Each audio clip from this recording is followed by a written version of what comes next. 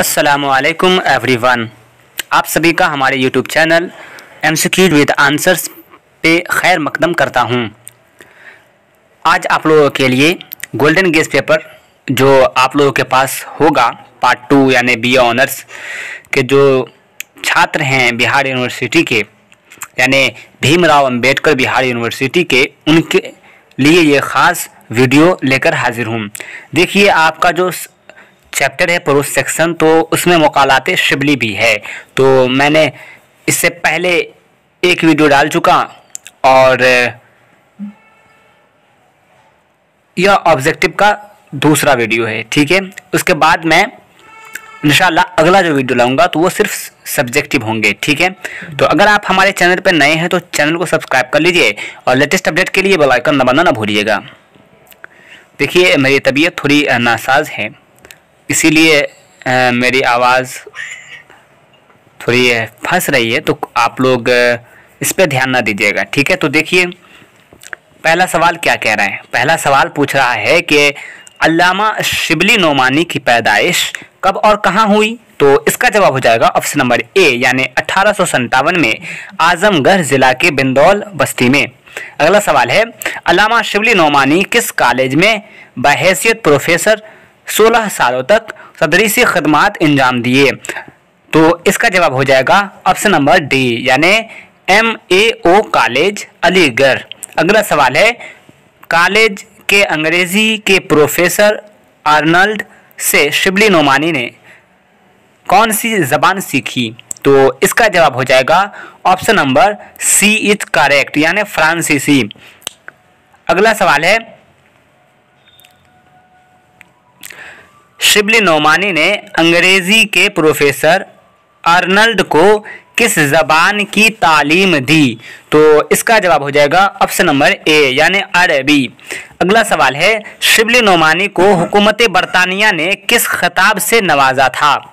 तो किस खिताब से नवाजा था, तो इसका जवाब हो जाएगा शम्सुल उलमा यानी 5वां का जो आंसर हो जाएगा option number C is correct. अगला सवाल है, 1913 ईस्वी में शिबली नोमानी ने कौन सा इदारा आजमगढ़ में कायम किया।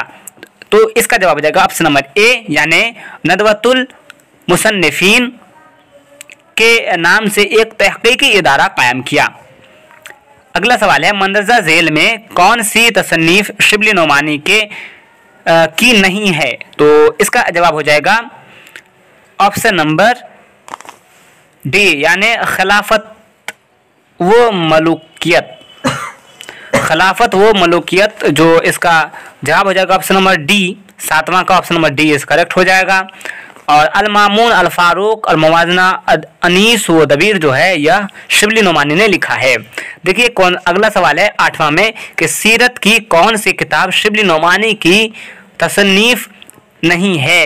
तो इसका जो जवाब है ऑप्शन नंबर 8वां का जो आंसर हो जाएगा ऑप्शन नंबर ए इस करेक्ट हो जाएगा हयाते जावेद। अगला सवाल है, मौलाना शिबली नोमानी ने आखिरी सीरत की कौन सी किताब के सिर्फ 2 जल्दों के लिखने के बाद 1914 ईस्वी में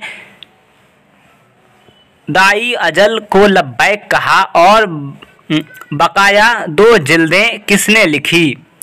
तो इसका जवाब हो जाएगा ऑप्शन नंबर डी यानी सीरतुन नबी बकाया 2 जिल्दें जो थी तो उनके जो शागिर्द थे सैयद सुलेमान नदवी ने पूरा किया था। अगला सवाल है 10वां नंबर पे कि मौलाना शिबली नोमानी ने वकालत का पेशा क्यों इख्तियार ना किया। तो इसका जवाब हो जाएगा option number A, Shibli Nomani ने महसूस किया कि वकालत के पेशा में रिज़्क हलाल मुमकिन नहीं है। तो अगला सवाल है 11वां, शिबली नोमानी का मकाला इमला और सेहत अल्फाज किस मौजू से मुताल्लिक मकाला है। तो 11वां का जो आंसर हो जाएगा ऑप्शन नंबर डी। तो इसका हो जाएगा क्या, तो लिसानियात इसका आंसर हो जाएगा।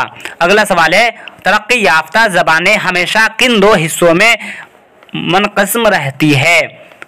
तो 12वां का जो आंसर हो जाएगा तो option number D is correct हो जाएगा, बोलचाल की ज़बान और इल्मी और अदबी ज़बान।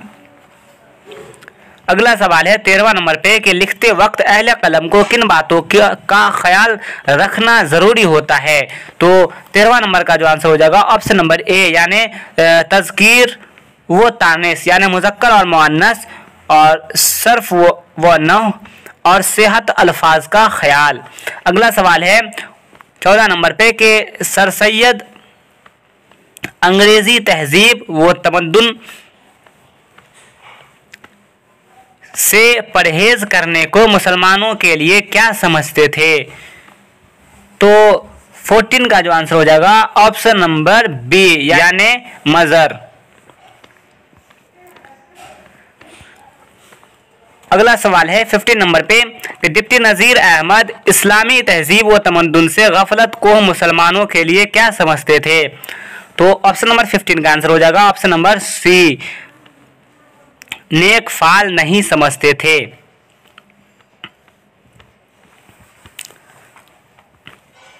16वां नंबर पे जो सवाल है शिबली नुअमानी के तर्ज इस्तदलाल और महक़क़ाना का शौक़ से उर्दू ज़बान को क्या फ़ायदा हुआ।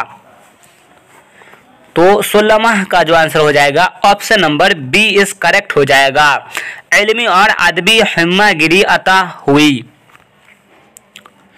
Option number B is correct 16वां नंबर का।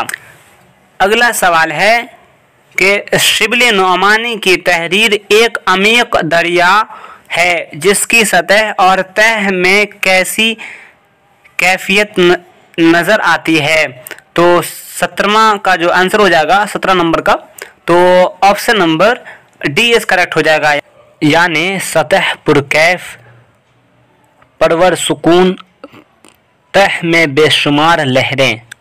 अगला सवाल है 18वां नंबर पे कि शिबली नुअमानी ने मकाला उर्दू हिंदी में किस अंग्रेज़ी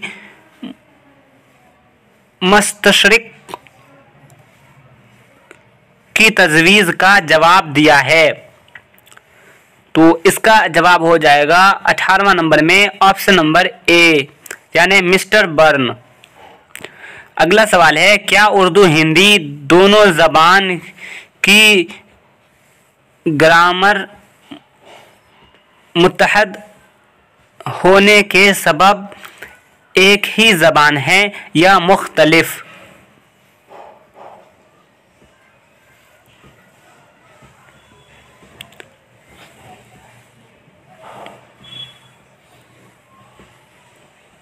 तो 19वां का जो आंसर हो जाएगा तो ऑप्शन नंबर सी हो जाएगा, यानी रस्मुल ख़त और अल्फाज इमला मफ़हूम व माना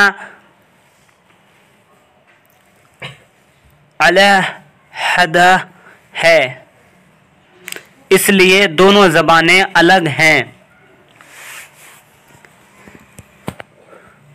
अगला सवाल है 20वां नंबर पे कि शिबली नुअमानी के मकाला अरबी ज़बान के लिसानी जायज़ा में कौन सी अहम बात पेश की गई है।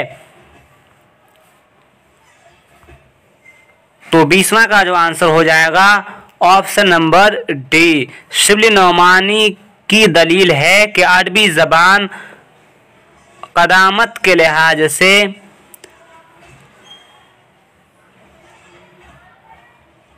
इब्रानी और सरयानी से भी ज़्यादा कदीम है।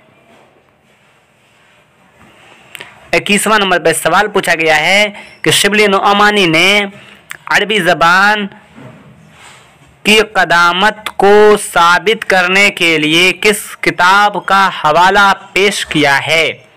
तो 21वां का जो आंसर हो जाएगा ऑप्शन नंबर डी, यानी इब्रानी ज़बान कदीम तरीन तसन्नीफ़ सफ़र अय्यूब, जिसमें अरबी ज़बान के अल्फाज कसरत से इस्तेमाल हुए हैं। अगला सवाल है कि मज़मून और मकाला में क्या फ़र्क है। मज़मून और मकाला में क्या फ़र्क है, तो ऑप्शन नंबर जो दिया हुआ है 4, तो क्वेश्चन नंबर 22 का जो आंसर हो जाएगा ऑप्शन नंबर बी, यानी मजमून में ख्याल आराई होती है जबकि मुकाला में इस्तदलाल वाक़ियाती संजीदगी होती है। 23वां नंबर पर सवाल पूछा गया है कि मुकाला सर सैयद अहमद मरहूम और उर्दू लिटरेचर में शिबली नोमानी ने सर सैयद की तहरीर के सिलसिले में क्या बयान दिया है।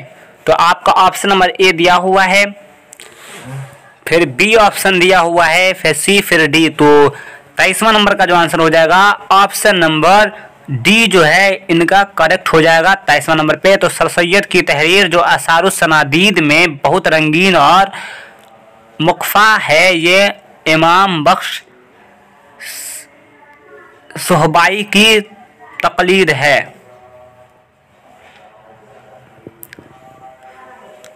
अगला सवाल है कि रिसाला तहज़ीबुल अखलाक की तहरीर का अंदाज सर सैयद ने क्यों बदलना ज़रूरी समझा। 24वां नंबर का जो आंसर हो जाएगा ऑप्शन नंबर ए, यानी कौम की जहनी व फिक्री तरबियत के लिए सादा, रवां और सलीस नसर लिखना ज़रूरी समझा। 25वां नंबर का सवाल पूछा है कि सर सैयद अहमद की मजमून निगारी में कौन सा कमाल नज़र आता है। तो 25वां का जो आंसर हो जाएगा option number C is correct, यानी मसाइल का मुंतका तज्जिया। 26वां नंबर पर सवाल पूछा गया है कि शिबली नोमानी की इंशा पर्दाजी से उर्दू ज़बान का मुकाम कहाँ तक बुलंद हुआ। तो इसका जवाब हो जाएगा ऑप्शन नंबर ए, यानी उर्दू दुनिया की इल्मी ज़बान बन गई। यहाँ पर बन गई लिखना भूल गए तो यहाँ पे बन गई होगा, ठीक है। तो option number A is correct हो जाएगा 26वां नंबर पे।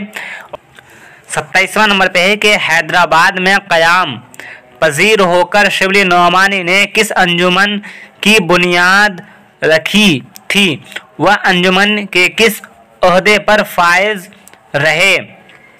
तो इसका जवाब हो जाएगा 27वां नंबर पे option number D is correct हो जाएगा कि अंजुमन तरक्की उर्दू, जिसके वह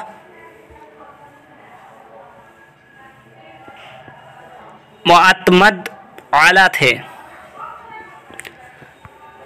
28वां नंबर पे सवाल है कि फ़ने बलागत पर अरस्तू की कौन सी किताब मशहूर है।